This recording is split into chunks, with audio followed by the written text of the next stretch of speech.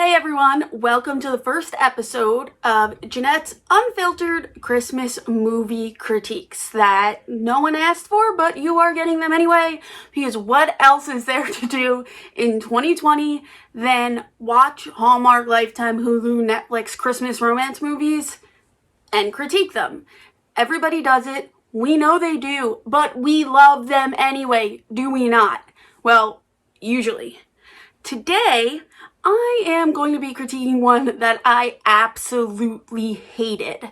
Now, hated to the point where I Googled the actress's name so that I could stay away from watching anything else with her in it. Hated it so much that I actually texted my friend, and I wrote it down so that I have it verbatim.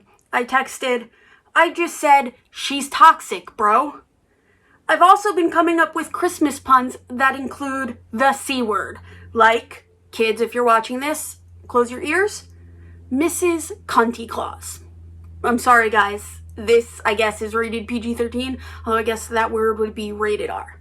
Okay, so here's the deal. This is the plot point for this movie.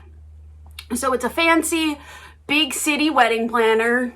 Hello, we all know this. Returns to her small town. We all know this too. And she needs to plan her sister's wedding at the tree farm that her grandfather used to own.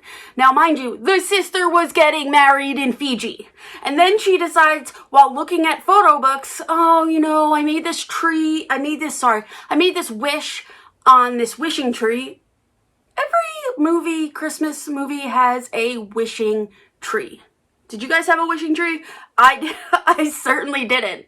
I definitely did not. But anyway, so the sister made this plan, made this wish that she wanted to get married exactly where her grandparents did on Christmas Eve, and that was the Christmas tree farm. So they go ahead and decide, Fiji's not happening. Let's give you, my dear sister, who has won 5 wedding planner awards, 2 weeks to put this together. So do me a favor, travel to this itty bitty town from the big city and get this done. Guys, you're in for quite the treat with my thoughts on this. So this is the part of the critique where I just run through my thoughts that I had while watching this. Mind you, I did write them down, so I will be looking down and looking up for a little bit, but I promise it is worth it. Okay, so here's the deal. Is Vivica Fox in every single holiday movie? I'm beginning to think so. That's actually something that I should probably look up the statistics for. How do people plan such a beautiful, perfect wedding with weeks, right? So my wedding took 2 years and I was stressed as F. I'm not gonna curse again, just in case your kids are watching. Hail Lee, which is the main character, is the worst. The worst. I actually started counting how many times I said that to myself, and I had to stop because it was way too many. I think I got to like 9 and then was just like, listen, it's just a fact. She's the worst. Can you have a Christmas tree farm in California? I feel like you can't, especially if you're living close to LA. She traveled from LA and drove to her little tiny town, so that's a little questionable. Haley, put your eyebrow down.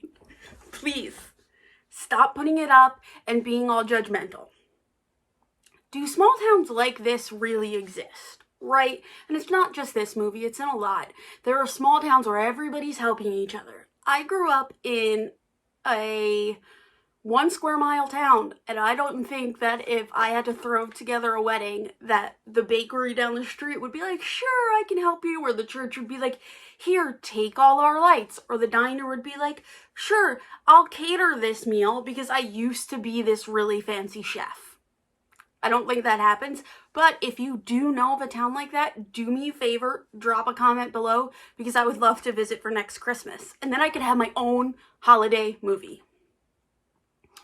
Carter, this is to you, buddy, and to everybody that's going to watch this movie and feel the same way.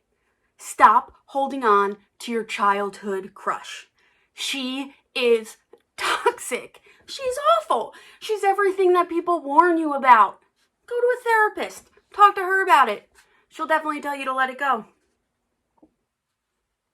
There are no accommodations, apparently. So in this small town, there is one inn, and there is nowhere to stay.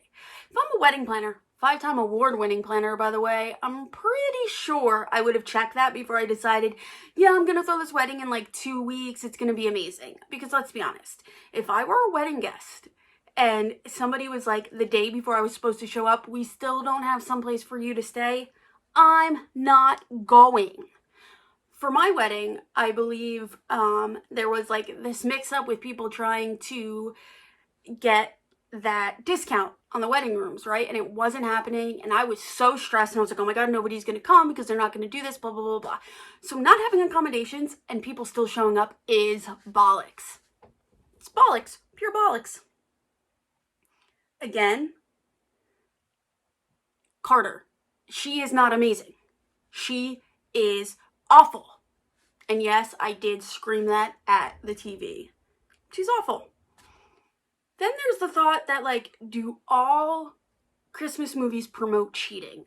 Now, I ask this, again, not just because of this one, but because you see Haley goes and she has a boyfriend. The boyfriend's not so great. They're really not compatible. So then she falls in love with Carter. But they cheat, I think, somewhere, at least emotional cheating. And I'm pretty sure that happens in every Hallmark, Lifetime, Hulu, Netflix, Christmas romance movie. They might want to start questioning that. They might want to update that.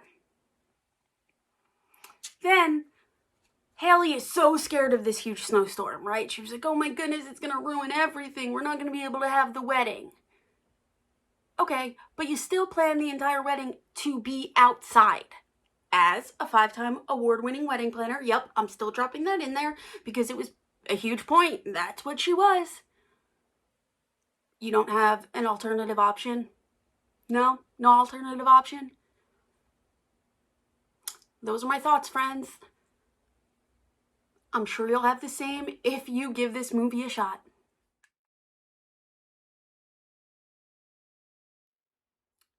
This is where we discuss the main players of the film, right? So first, there's Haley. She is used to live in a small town, decided that wasn't for me, moved to the big city, this particular city, Los Angeles, and became this massive wedding planner, right? She's awful. Usually in the movies, you think to yourself, I love the two main characters, right? They're a little jaded at first, and then they sort of get together and you're like, oh my goodness, yeah, this is really gonna work. With this particular one, no. Carter, who is the other main player and is basically in love with Haley, is the childhood best friend of Haley's sister. So they did grow up together. They grew up in the same small town. Carter went off, got his law degree, started becoming a lawyer, and realized that was not the life for him. Mind you, Haley makes fun of him for this throughout the entire movie. All right? Most people would be like, that's super sweet. Haley did not. I don't like her. Carter, love him. Then, of course, there's Angela and Paul, which are sort of the back-end players because nobody really pays attention to them. Simply, it's their wedding, so they're in it a small portion of the time. But quite frankly, I would question them as well because they gave up their wedding in Fiji to have a wedding that only took 2 weeks to plan at a small Christmas tree farm because of her old wish from a childhood, which is sweet. But can we just think about all the people that probably paid their plane tickets to Fiji already? Did we not want to think of those people? How selfish could you be? Then there's Ryan, which is the boyfriend of Haley. Now, of course, there's always a boyfriend. There's always a third party, whether it be a girlfriend or a boyfriend, that causes the drama later on so that the two main characters have some sort of tiff, right? Ryan, sort of a selfish asshat. So I'm not mad, but realistically, him and Haley would probably have been perfect together. And that's it. There are other little cute little like players in it. Like the people from the town are super sweet. For instance, the lady that owns the inn, I'd love to sit down with her and eat her apple turnovers. Adorable. The girl that owns the diner that Haley judges her for, super sweet, and I would eat her gingerbread trifle all day long. Then the pastor and all these other sweet, sweet people from the town. Love them, but Haley, still hate you, chick. Every Christmas romance movie has that one moment where something goes wrong. That is what I am going to refer to as the Jack Frost fallout. Because I love puns and it makes everything sort of better. And it's adorable, right? Is that not adorable? So in this movie, it wasn't that hectic, right? Usually sometimes it's like, oh my goodness, that would keep them from getting back together. But in this one, what happens is Ryan shows up, even though he said he wasn't going to show up. And then Haley's like, Ryan, this isn't working. We're just not good for each other. I now love this small town life that I just made fun of for the entire hour and a half. So then Ryan and her say goodbye and they give a goodbye kiss. Now, I think after my breakups, I don't remember ever giving a goodbye kiss, especially not one with tongue, and that looked like super romantic. But it is a Christmas movie. Things happen that don't usually happen in real life, right? That's why I'm here, judging and critiquing and hopefully making you laugh. But Carter, of course, dun dun dun, sees this happen. So then he becomes super cold to Haley. Until Haley asks, hey dude, what's going on? I know I've been an asshat this entire time, but you're not allowed to be. And he says, how's your boyfriend? And she says, we broke up. And then all of a sudden everything's okay. And they dance the night away at the wedding. She decides that she's going to give up her entire career and move to this small town to become a event planner at this Christmas tree farm that has only thrown one event. Good luck, Haley. Actually, no, not good luck. I hope you fail. Oh my God, that's not the Christmas spirit, is it? But guys, watch this movie, please, and you'll understand my dislike for her. So keeping up with the puns and the adorable naming of things, I thought I would have in these videos a segment of ho ho ho hilarious moments and sugar plum sweet scenarios. Sadly, in this movie, neither of those exist. So you're probably going to have to wait for episode 2 because I really feel like episode 2, I'm going to be rating a movie that I absolutely love. Maybe I will actually rate one of my favorite Christmas movies. I don't know, but you'll have to stay tuned.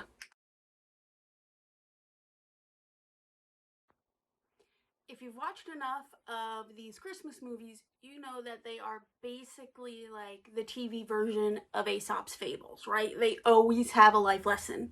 And that is what I am calling the fa-la-la-la-la life lesson.